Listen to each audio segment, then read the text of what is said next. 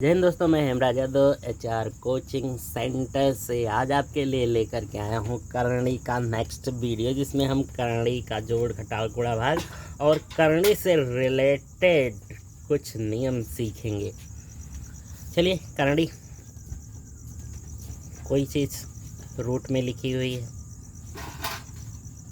घनमूल में लिखी हुई है, पंचमूल में लिखी हुई है, सात मूल में लिखी हुई है।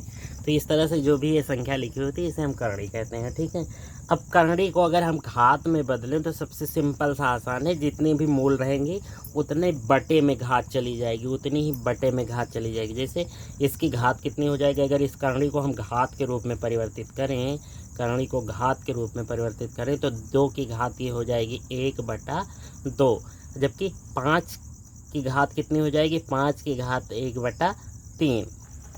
3 की घात कितनी हो जाएगी, इसका पंचमूल है तो 1/5 हो जाएगा। और जबकि 6 की घात कितनी हो जाएगी, इसका 7 मूल है तो 6 की घात 1/7।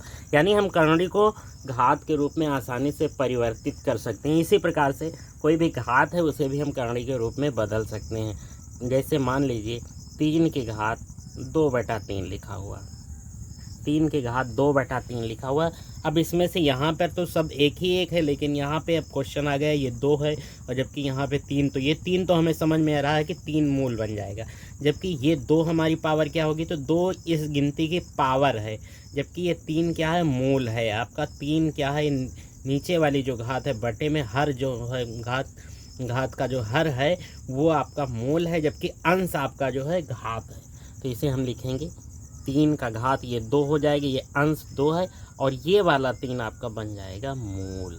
जैसे 5 की घात 3/4 दिया हुआ है, तो इससे आपको अंदाज़ा लग ही गया होगा, क्योंकि ये 5 के घात हो जाएगी, ये वाली 3 तो आपकी 5 की घात है, जबकि ये जो नीचे बटे में लिखा हुआ ये आपका 4 मूल है। तो हम घात से करणी बना सकते हैं, करणी को घात में परिवर्तित कर सकते हैं इस तरह से। अब हम सीखते हैं करणी के नियम को। तो पहला नियम आपका है नियम नंबर 1, यदि कोई करणी है और उसकी पावर भी सेम वही है, जितनी करणी है उसकी पावर भी उतनी है, तो आपका उत्तर केवल वही संख्या हो जाएगी जो आपकी संख्या है। जैसे मान लीजिए घनमूल 5 की घात कितनी है, 3। देखो यहाँ भी 3 है, यहाँ भी 3, तो 3 से 3 कैंसिल हो जाएगी, करणी से करणी कैंसिल, घात से करणी कैंसिल हो जाती है, तो सीधा आपका आंसर 5 हो जाएगा। बहुत सिंपल सा आंसर है। ठीक है, कोई कितनी भी कठिन जो है संख्या लिख दे, पंचमूल ऐसे लिख दे और आपको कंफ्यूज करने के लिए इसकी घात भी 5 कर दे, तो इसमें कंफ्यूज होना नहीं है। नहीं 5 बार आप गुणा कराएंगे फिर अंदर लेकर जाएंगे, वो बात वही पड़ेगी। ठीक है, तो इससे सेम करणी रहेगी और सेम घात रहेगी, तो कैंसिल हो करके आपका सेम टू सेम वही आंसर हो जाएगा जो आपके मूल के अंदर लिखी हुई संख्या होती है, यही आंसर होगा। पहला रूल। दूसरा रूल, और इसी का उल्टा अगर रूल देखें, करणी दूसरी है और घात भी आपकी दूसरी है। ऐसा भी क्वेश्चन हो सकता है कि आपकी करणी दूसरी हो, घात दूसरी हो, तब हम क्या करेंगे, तब कुछ नहीं करना है, आपको उस करणी वही रहने देना है और ये पूरी होल पावर थी, होल पावर ना हो करके इस संख्या की पावर बन जाएगी a की पावर m। यानी अगर हम अब नंबर में कोई एक एग्जांपल देखते हैं, पंचमूल 7 की होल पावर 3 दिया हुआ है। ठीक है, तो हम इसे इस तरह से सॉल्व करेंगे, इसे लिख लेंगे पंचमूल 7 की पावर 3। ठीक है, और ज़्यादा सॉल्व करेंगे तो लिख सकते हैं पंचमूल 7 को 3 बार गुणा करेंगे, 7 गुणे 7 गुणे 7, तो 7 7 49, 49 सत्ते 49 को 7 से गुणा कर देंगे, 7 9 63, 7 चौक 28, 28 4 28 6 34, तो आपका पंचमूल 343 हो जाएगा।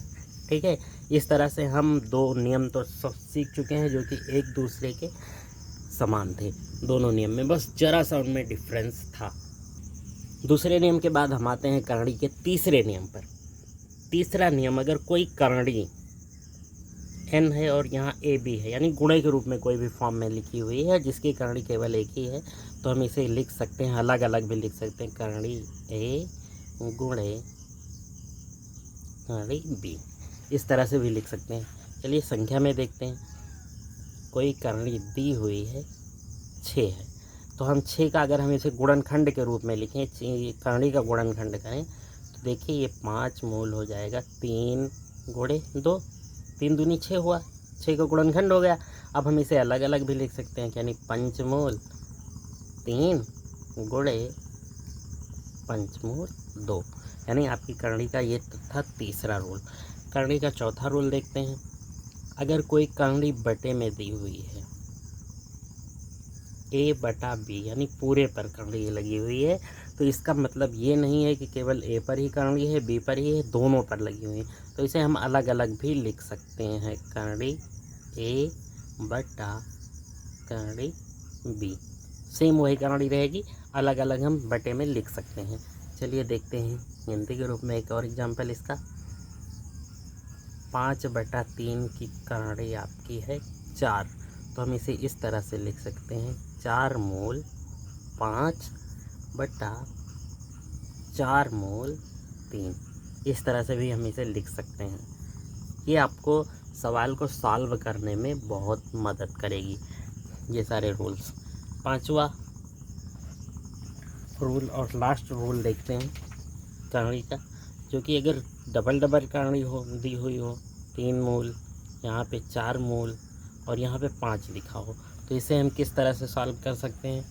तो हम क्या करेंगे, इन करणी का गुणा करा देंगे, करणी करणी का गुणा करा देंगे, 4 दें 12 मूल 5, यानी आपका अगर कोई n दिया है, फिर करणी n दी हुई है कि पावर करणी m फिर a दिया हुआ है, तो हम इस तरह से लिख सकते हैं, करणी mn mn a, ठीक है, सेम टू सेम वही सवाल था। तो इस तरह से ये हमारे करणी के 5 नियम थे। अब हम करणी का जोड़ घटाव गुणा भाग फटाफट सीखते हैं, उसके बाद इस वीडियो का अंत करते हैं। देखिए स्क्रीन बोर्ड पर पहला करणी का जोड़ घटाव का पहला सवाल दिया हुआ है, घनमूल 7 दिया हुआ है, 2√5 दिया हुआ है, 5 घनमूल 7 दिया हुआ है और 3√5 दिया हुआ है, ठीक है, 3√5 दिया हुआ है। तो इस तरह से अगर हम इन करणियों को जोड़ते हैं तो किस तरह से जोड़ेंगे और घटाएंगे, अभी तो इसमें घटाव का कोई चिन्ह है नहीं, जोड़ का चिन्ह है। तो हम जब समान करणी देखते हैं उसी को ही जोड़ सकते हैं, अगर समान करणी नहीं है तो उसे हम जोड़ घटा नहीं सकते। ठीक है, घनमूल 7 यहाँ भी दिया हुआ है, घनमूल 7 यहाँ भी दिया हुआ है, इसका मतलब ये करणी कैसी हुई, समान करणी हुई। जब समान करणी हुई तो हम इन दोनों को जोड़ सकते हैं अगर जुड़ रही है। तो इसके सामने तो कोई गिनती है नहीं, यहाँ पे कोई संख्या नहीं, तो इसे हम 1 समझते हैं, और यहाँ पे 5 5 एक कितना हो गया, 6 घनमूल 7, इसका इनका इन दोनों का योग हो गया। अब देखते हैं ये भी √5 है और यहाँ भी √5 है, यानी करणी समान है, ठीक है। तो यानी इन दोनों का भी जोड़ हो सकता है, जोड़ेंगे तो केवल बाहर वाली संख्या, इनके पास 3 है और इनके पास 2 है, 3 2 कितना हो जाएगा, दोनों प्लस प्लस हैं, जुड़ जाएंगे, 3 2 5, और ये अंदर वाली संख्या नहीं जोड़ी जाएगी, नहीं तो 5 5 10 कर दो, यहाँ पे 10 लिख दो, ये गलत हो जाएगी, केवल वहाँ पे 5 लिखा जाएगा। जैसे हम x y जोड़ते थे, यानी चर अचर राशियाँ जिस तरह से जोड़ते घटाते थे, उसी तरह से सेम टू सेम यहाँ भी लगेगा। तो जोड़ और घटाव का भी इसी तरह से, जैसे 4 मूल 7, यहाँ पे 7 4 मूल 7 लिखते हैं, -5 4 मूल 3 प्लस 2 4 मूल 3 माइनस 3 4 मूल 7, इस तरह से लिखा हुआ है। तो हम देखते हैं समान करणी कौन कौन सी है, ये 4 मूल 7 है और 4 मूल 7 यहाँ पे है। तो देख रहे हैं इनकी करणी समान है, तो यहाँ पे संख्या देख रहे हैं 7 और यहाँ पे -3, तो 7 में से -3 आपका निकल जाएगा, तो बचेगा आपका पास 4। 7 में से ये वाला 3 निकल गया, बाकी बचा 4, और आपकी करणी वही लिख दी जाएगी, 4 मूल 7, ठीक है। उसके बाद यहाँ पे देखते हैं, तो यहाँ पर भी देखते हैं इनकी करणी समान है, इन दोनों की करणी समान है, जबकि 5 माइनस में बड़ा है और 2 छोटा है तो 5 में से 2 निकल जाएगा तो आपका बचेगा -3। फिर लिख देंगे वही करणी 4 मूल 3। तो ये आपका आंसर हो जाएगा। अब ये नहीं जुड़ेगा, करणी समान नहीं होगी तो जुड़ेगा नहीं। अब कोई कह दे कि सवाल में कि √5 प्लस √7 जोड़ो, तो इसको ऐसे ना कर देना √12। √12 करोगे आपका सवाल गलत हो जाएगा, ये जुड़ेगा नहीं, केवल यही आपका आंसर हो जाएगा, क्योंकि इसकी करणी समान नहीं है, अंदर भी समान होना चाहिए, करणी समान होनी चाहिए। ठीक है, ये था करणी का जोड़ घटाव का नियम। जहाँ पे अगर प्लस है तो जोड़ लेंगे, माइनस माइनस है तो भी जोड़ लेंगे अगर करणी समान है। मान लीजिए -2 √5 -5 √5 दिया हुआ है, दोनों माइनस है तो माइनस माइनस ये जुड़ जाएंगे तो -7 हो जाएगा, 7 √5। इस तरह से अब यहाँ माइनस माइनस प्लस नहीं कर देंगे, सिर्फ जोड़ रहे हैं। 2 रुपये उधार हैं, 5 रुपये उधार होंगे तब 7 रुपये उधार माना जाएगा। ठीक है, इस वजह से माइनस में ही 7 रुपये 7 हमें लिखना पड़ेगा। ठीक है, तो ये था जोड़ घटाव का। और गुणा का थोड़ा सा रूल देखते हैं। तो इस तरह से करणी का गुणा देखते हैं, गुणा और भाग। तो अगर समान करणी है तो सिर्फ अंदर अंदर का गुणा कर लेंगे, 5 7 35, इसका आंसर हो जाएगा √35। अब मान लीजिए क्वेश्चन उठे, यहाँ पे 3 दिया हो, 3 √5 गुणे 4 √7। तो हम क्या करेंगे, बाहर बाहर वाली संख्या को गुणा करेंगे अंदर अंदर वाली गिनती को। तो 3 चौक 12, 12 √5 7 35। तो इस तरह से आपका करणी का जो है गुणा हो जाएगा। ठीक है, करणी का भाग देते हैं।